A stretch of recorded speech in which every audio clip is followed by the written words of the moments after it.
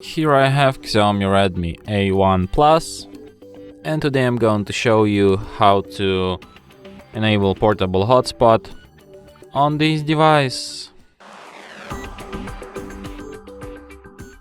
So to do this, firstly you have to go to the upper bar, and here you have to find the button hotspot. So by holding your finger on it, you can access some of its settings. By tapping on it once, you can just switch your hotspot.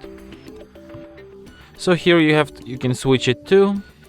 You can share QR code to instantly connect to your hotspot. You can also change its name here, change its password. You can select its security protocol. You can hide its SSID. You can set up a one-time data limit.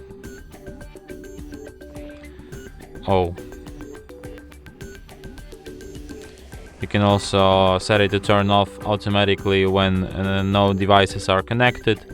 You can use it for USB tethering, you can use it for Bluetooth tethering, you can share via Ethernet cable, and you can also manage connected devices. You can set up maximum amount of connections, and also you can add devices to block list.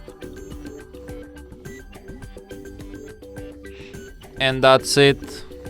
Thanks for watching. If you find this tutorial useful, don't forget to hit that like button and subscribe to our channel.